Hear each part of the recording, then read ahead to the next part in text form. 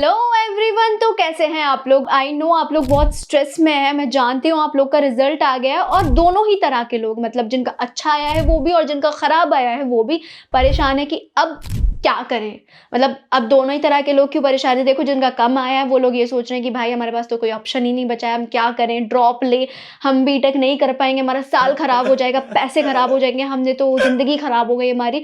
तो वो लोग ये सोच के परेशान है। और जिनका अच्छा आया है वो लोग ये सोच के परेशान है कि अब आगे क्या, मतलब हमारा, अगर आप ऐसे स्टूडेंट हो जो अपियरिंग हो, 12th अपियरिंग हो, वो लोग सोच रहे हैं हम बोर्ड्स पे ध्यान दें, आगे काउंसलिंग होगी, काउंसलिंग कैसे होगी कैसे नहीं होगी हम लोग को तो कुछ पता ही नहीं है। या फिर 12th अपियरिंग नहीं है, जो ड्रॉपर भी हैं लाइक, तो वो लोग सोच रहे हैं अब हम आगे क्या करें। ऑप्शंस में हमारा अबव 90 परसेंटाइल तो आया है, लेकिन अब आगे क्या करें उन्हें समझ में नहीं आ रहा। तो डोंट वरी, ये वीडियो दोनों ही तरह के लोगों के लिए होने वाली है, जिनका कम आया उनके लिए भी, जिनका ज्यादा आया उनके लिए भी। अगर आपने ये वीडियो देख ली तो आपको जिनका ज्यादा अच्छा परसेंटाइल आया, लाइक अबव 90 परसेंटाइल आया, उन्हें ये समझ में आ जाएगा कि उन्हें आगे क्या करना चाहिए और क्या करना चाहिए जिसकी वजह से उनका एक अच्छा कॉलेज मिल पाए। काउंसलिंग में बैठे तो एक अच्छी काउंसलिंग से एक अच्छा कॉलेज मिल पाए, वो डिसाइड हो जाए। दूसरा, जिनका कम परसेंटाइल आया है उनके लिए मैं कॉलेजेस बताऊंगी जो कि अभी भी कम परसेंटाइल वालों के लिए एक्सेप्ट कर लेती है। लाइक इस टाइम पे बहुत सारे ऐसे कॉलेजेस होते हैं जो स्टूडेंट्स को नहीं पता होता, बहुत सारे लोगों को नहीं पता होता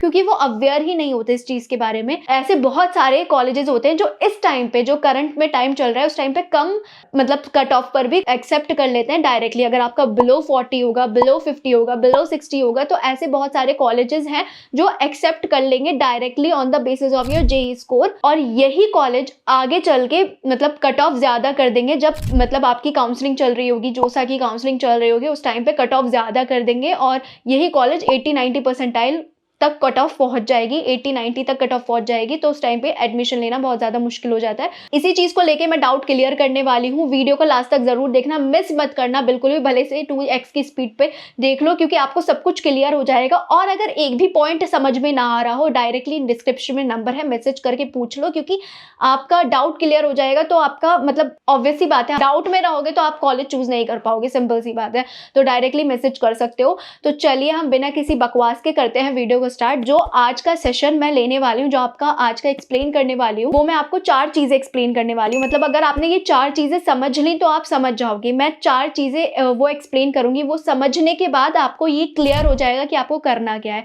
देखो, मैं अभी से वो टॉपिक्स, वो जो 4 चीजें वो अभी एक्सप्लेन कर देती हूँ, ओवरव्यू दे देती हूँ, ताकि वो उन चारों के बारे में अगर मैं एक्सप्लेन करूँ आगे चल के तो आपको क्लियर रहे, इन डेप्थ में मैं एक्सप्लेन कर दूँ आपको। तो सबसे पहले मैं आपको इस पे बताने वाली हूँ काउंसलिंग के बारे में, लाइक काउंसलिंग में किसको बैठना चाहिए, किसको नहीं बैठना चाहिए। दूसरा मैं बताने वाली हूँ बिलो 80 एंड बिलो 70 वाले स्टूडेंट्स को क्या करना चाहिए, कौन कौन से कॉलेजेस में बैठना चाहिए जिससे उनका डायरेक्टली एडमिशन हो जाए और उनका ईयर बर्बाद ना हो। चौथा मैं बताने वाली हूँ मैनेजमेंट कोटा के बारे में, जिनका मतलब दोनों ही तरीके से खराब होता है। लाइक जेईई में अच्छा स्कोर नहीं आ पाता बट उन्हें स्टिल अच्छा कॉलेज चाहिए होता है। तो ऐसे बहुत सारे कॉलेजेस हैं जो मैनेजमेंट कोटा को एक्सेप्ट करते हैं और आप लोगों को नहीं पता होता उसका क्या प्रोसेस होता है, क्या नहीं होता, वो मैं एक्सप्लेन करने वाली हूँ। चौथा कुछ ऐसा बताने वाली हूँ जिनका जेईई मेंस अच्छा नहीं गया होता बट ऐसे कुछ बहुत अच्छे अच्छे कॉलेजेस हैं, प्राइवेट कॉलेजेस, जो डायरेक्टली जेईई मेंस को एक्सेप्ट नहीं करते हैं। वो उनका खुद का एंट्रेंस एग्जाम होता है जिसको देकर आप अच्छा प्राइवेट कॉलेज चूज कर सकते हो और अपना बीटेक की जर्नी स्टार्ट कर सकते हो प्राइवेट कॉलेज में एग्जाम देके। तो चलिए अब सबसे पहले मैं बताती हूँ काउंसलिंग के बारे में। तो देखो, काउंसलिंग भी 2 तरह की होती है, एक सेंट्रल लेवल काउंसलिंग, एक state level counselling. Central level counselling कब होती है? जब सेशन 1 कंप्लीट हो गया, अभी नहीं होगी काउंसलिंग, सेशन 2 के बाद काउंसलिंग होगी। उस टाइम पर जोसा की काउंसलिंग हम बोल सकते हैं। सेंट्रल लेवल काउंसलिंग में जोसा काउंसलिंग आती है, उसमें स्टूडेंट्स बैठते हैं। तो उसमें जो कुछ सेंट्रल कॉलेजेस होते हैं वो जोसा की काउंसलिंग को एक्सेप्ट करते हैं, उसमें जेईई मेंस का स्कोर देखा जाता है। अब दूसरा होता है state level counselling. State level counselling में क्या होता है कि वो भी अगेन, मतलब जब आपका सेशन 2 का रिजल्ट आ जाएगा उसके बाद आपकी एक एनसीएल रैंक आएगी जिसे हम ऑल इंडिया रैंक बोलते हैं, तो उसमें आप पार्टिसिपेट करोगे। स्टेट लेवल काउंसलिंग में उन लोगों का बेनिफिट हो सकता है जो मतलब डोमिसाइल के हो, उनका डोमिसाइल लग जाएगा उसके बेसिस पर। मतलब अगर मान लो यूपी की काउंसलिंग हो रही है और यूपी का स्टूडेंट है, वो उस काउंसलिंग में बैठ रहा है, तो उसका बेनिफिट हो जाएगा, कुछ ना कुछ तो बेनिफिट हो ही जाता है जिसकी वजह से इजीली आपको कॉलेज मिल जाएगा। अब देखो, स्टेट लेवल काउंसलिंग में कौन कौन सी काउंसलिंग आती है। तो देखो, स्टेट वाइज काउंसलिंग, जैसे कि आपने सुना होगा AKTU काउंसलिंग, अगर आप यूपी से हो तो AKTU काउंसलिंग में बैठ सकते हो, उसमें 700 प्लस कॉलेजेस आते हैं, आपको उस काउंसलिंग में बैठने पर कोई ना कोई कॉलेज इजीली मिल जाएगा। दूसरा, अगर आप दिल्ली साइड से हो तो IPU काउंसलिंग में बैठ सकते हो, अगर आप बिहार से हो तो BSEB काउंसलिंग में बैठ सकते हो, मध्य प्रदेश से हो MPDTC काउंसलिंग में बैठ सकते हो, और अगर आप हरियाणा साइड से हो तो आप HTSC काउंसलिंग में बैठ सकते हो। तो उसमें ये होता है स्टेट वाइज काउंसलिंग में कि आपको डोमिसाइल से कुछ ना कुछ बेनिफिट मिल जाता है। अब क्या होता है कि अगर आप इन काउंसलिंग में बैठोगे, इन काउंसलिंग के अंडर बहुत सारे कॉलेजेस होते हैं जो कि JEE मेंस का जो परसेंटाइल होता है, रैंक होता है, वो एक्सेप्ट करते हैं। तो ये सारे काउंसलिंग में बैठोगे जिसमें JEE मेंस का स्कोर होगा, स्कोर के बेसिस पर आपको उनका कॉलेज और उनका स्पेशलाइजेशन मिल जाएगी। तो आई होप आपको काउंसलिंग वाली चीज़ समझ में आज आ गई होगी। अब डाउट एक आ रहा होगा कि काउंसलिंग में कौन बैठ सकता है और किसके लिए बेनिफिशियल हो सकता है। तो देखो, ये मैं आपको कुछ 1-2 मिनट में एक्सप्लेन कर देती हूँ। तो देखो, काउंसलिंग में वो लोग के लिए ज़्यादा बेनिफिशियल हो सकता है जिनका अबव 90 परसेंटाइल आया हो, 90 या 90 परसेंटाइल से ज़्यादा आया हो, तो काउंसलिंग में बैठने का उनका फ़ायदा हो सकता है। जिनका बिलो 90 परसेंटाइल आया हो, लाइक बिलो 80, बिलो 70 आया हो, तो उनके लिए अदर ऑप्शन है जो सेकंड में मैं एक्सप्लेन करने वाली हूँ। मैं उनके लिए बेनिफिशियल इसलिए बोल रही हूँ क्योंकि काउंसलिंग होती है बहुत ज़्यादा लेट, लाइक सेशन 2 के बाद काउंसलिंग स्टार्ट होती है। तो ये क्लियर होता है, ये क्लियर कट होता है कि जिनकी अबव 90 परसेंटाइल आती है तो उनको उनकी स्पेशलाइजेशन ईजिली मिल जाती है।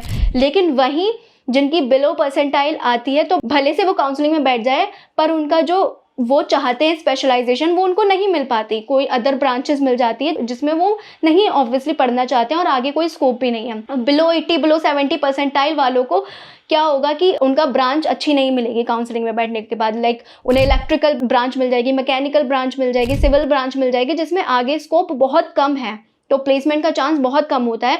तो ये एक डिसएडवांटेज हम बोल सकते हैं। तो इसलिए मैं हमेशा बोलती हूँ कि अगर आपका बिलो 70, बिलो 80 परसेंटाइल आया है तो बैकअप में कुछ ऑप्शंस रखो। भले से काउंसलिंग में बैठो बट बैकअप में कुछ ऑप्शंस रखो, ताकि अगर आपको आगे चल के, मतलब ऑब्वियस सी बात है काउंसलिंग कब जाके ख़त्म होगी, और उस जब काउंसलिंग ख़त्म हो जाएगी ना, जब इवन स्टार्ट भी होगी, तो उस टाइम पे बहुत सारे ऐसे प्राइवेट कॉलेजेस हैं जो इस टाइम पे तो 30, 40, 50 परसेंटाइल वाले को एक्सेप्ट कर रहे हैं। उस टाइम पे वो परसेंटाइल कर देंगे ज़्यादा, मतलब कट ऑफ हाई कर देंगे, जिसकी वजह से आपका जो स्कोर आया है इस टाइम पे, रिसेंट में जो स्कोर आया है, तो वो आगे चल के जब कट ऑफ हाई हो जाएगी तो आप ना यहाँ के रहोगे ना वहाँ के रहोगे, तो आपको अगेन ड्रॉप लेना पड़ जाएगा। तो इसीलिए आप बैकअप में ऑप्शंस रखो, जो कि मैं सेकंड ऑप्शन में बताने वाली हूँ। तो आई होप आपको काउंसलिंग का क्लियर हो गया होगा, किसको पार्टिसिपेट करना चाहिए वो क्लियर हो गया होगा, किसको नहीं करना चाहिए वो क्लियर हो गया होगा। सेकेंड स्टेप पे बिलो 80 एंड बिलो 70 परसेंटाइल अगर आपके आया है, या बिलो 60, 50 भी आया है, तो उसमें बैकअप में कुछ ऑप्शंस होते हैं, जो कि 10 ऑप्शंस मैं आपको बताने वाली हूँ, उससे ज़्यादा भी होता है। आप अपने मुझे परसेंटाइल बताओ, डिस्क्रिप्शन में नंबर है, अपना स्कोर बताओ कितना स्कोर आया है, उस स्कोर के बेसिस पे आपके लिए क्या बेस्ट कॉलेज हो सकता है, अपना बजट बताओ, उस स्कोर के बेसिस पे, उस बजट के अकॉर्डिंग क्या आपका बेस्ट कॉलेज हो सकता है वो मैं बताऊँगी। तो अब मैं अगर 10 कॉलेजेस के नेम बताऊं और उनके बारे में थोड़ा डिटेल बताऊं तो वो ये होगा। अब देखो क्या होता है, अब आपका जो कि मैंने 2-3 बार आगे एक्सप्लेन कर ही दिया है कि जो बिलो 50, 60, 70 परसेंटाइल होता है ना, उनके लिए ये बेनिफिट अभी के लिए ही होता है। आगे चल के कॉलेज ज़्यादा कर देगा, क्योंकि क्राउड ज़्यादा होता है, बच्चा ज़्यादा फॉर्म फिल कर रहा होता है, तो यही कॉलेज आगे चल के ज़्यादा कट ऑफ रख देते हैं। तो इसीलिए अगेन मैं दोबारा बोल रही हूँ, अपने लिए बैकअप में ऑप्शन रखो, किसी की मत सुनो, तुम अपने लिए बैकअप में ऑप्शन रखो।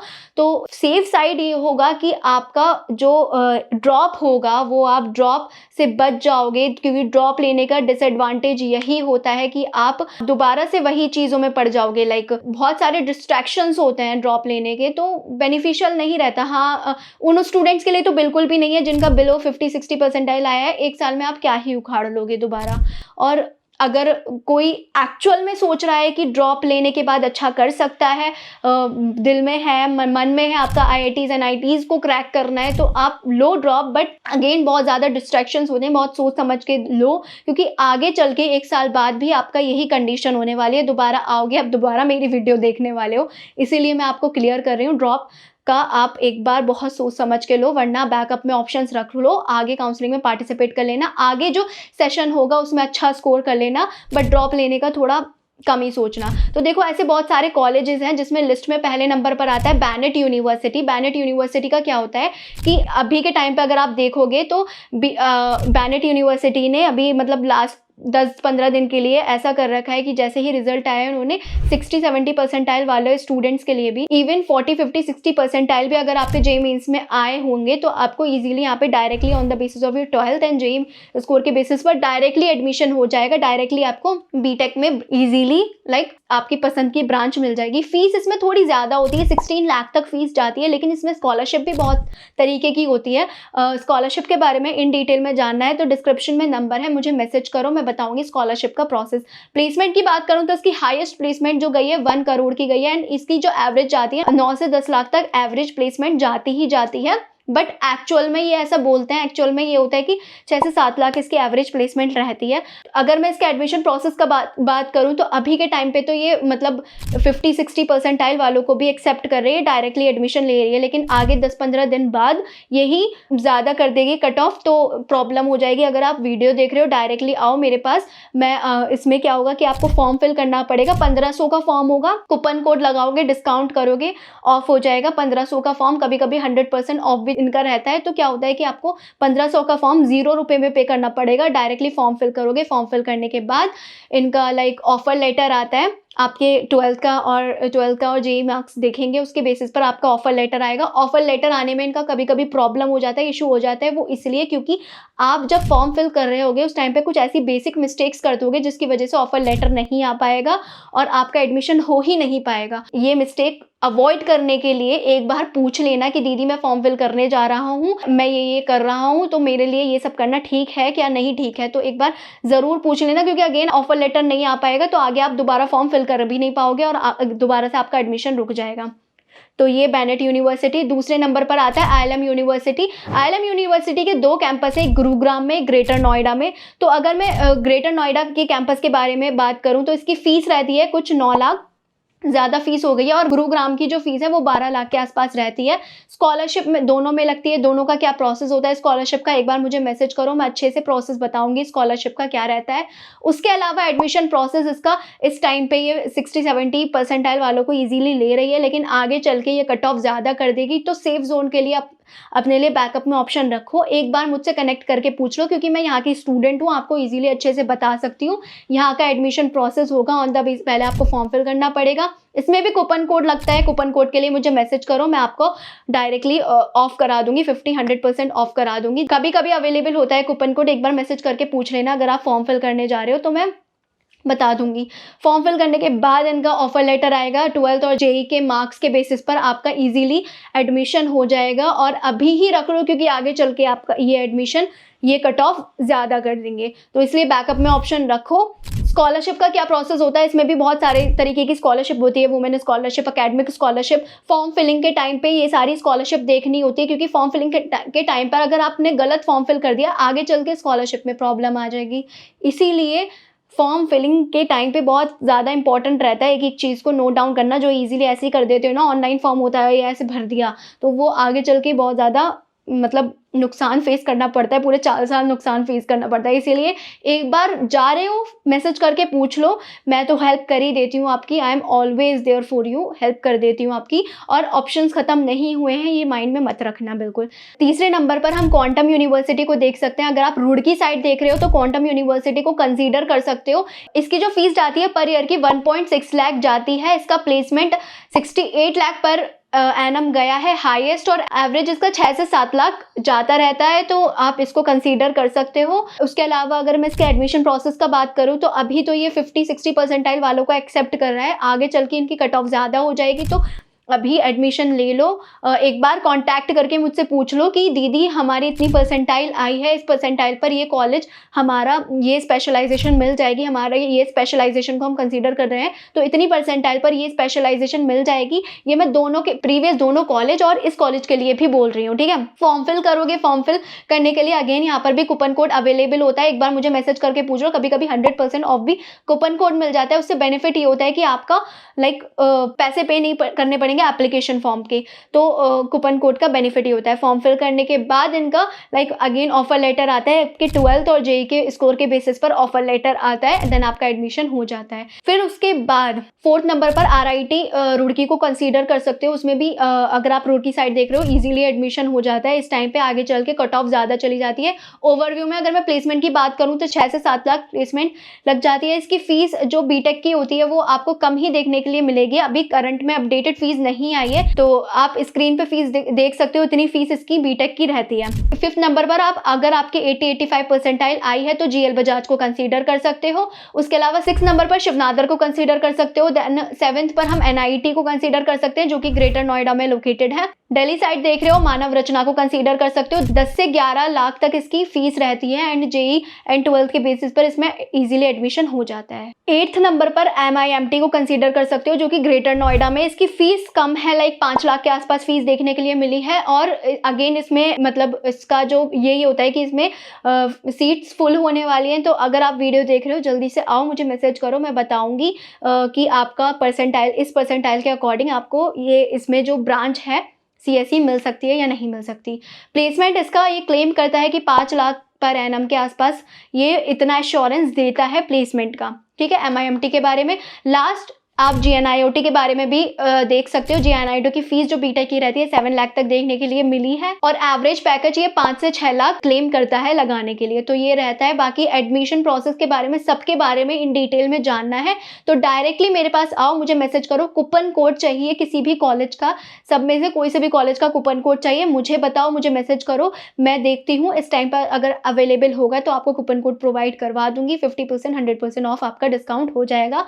फॉर्म फिल करने के 0 रुपीज मिलेंगे, मौज मस्ती करना उस पैसों की। तो आपको आई होप सेकंड ऑप्शन समझ में आ गया हो। जिनके बिलो 80, बिलो 60-70 परसेंटाइल आए हैं, ये सेकंड ऑप्शन उनके लिए था। थर्ड आप जा सकते हो मैनेजमेंट कोटा के बेसिस पर। अगर देखो बहुत सारे दिल्ली NCR में ऐसे बहुत सारे कॉलेजेस हैं, like most of the college है, हर कॉलेज नहीं लेकिन ऐसे बहुत सारे कॉलेजेस हैं जो मैनेजमेंट कोटा को एक्सेप्ट करता है। 15% सीट रिजर्व्ड होती है मैनेजमेंट कोटा के लिए, लेकिन मैनेजमेंट कोटा में बहुत सारे स्कैम्स भी हो जाते हैं। भाई कोई तुमसे पैसे पे करवा लेगा और आपको मतलब ऐसे ही बिना किसी, आप ऐसे ट्रस्ट कर लोगे और आपके पैसे पे कर देंगे, बाद में ये मना कर देगा, रिजेक्ट कर देगा, इवन कॉल भी नहीं उठाते हैं। तो उस स्कैम्स में मत फंसना। देखो मैंने ऐसे बहुत सारे स्टूडेंट्स को देखा है जो इस स्कैम्स में फंस जाते हैं मैनेजमेंट कोटा के, कि जिनका जेईई मेंस में बहुत अच्छा स्कोर नहीं आ रखा होता है और 12th में भी ज़्यादा अच्छा मार्क्स नहीं रहता है, तो उसमें क्या होता है कि बच्चे स्ट्रेस में आके किसी का पे भी यकीन कर लेते हैं और इसी चीज़ का फ़ायदा को उठा के स्कैमर्स को मौका मिल जाता है उनके मतलब इमोशनल होने का, और वो फ़ायदा उठा लेते हैं, आपसे पे करवा लेते हैं। उस टाइम पे स्टूडेंट्स कितना भी पे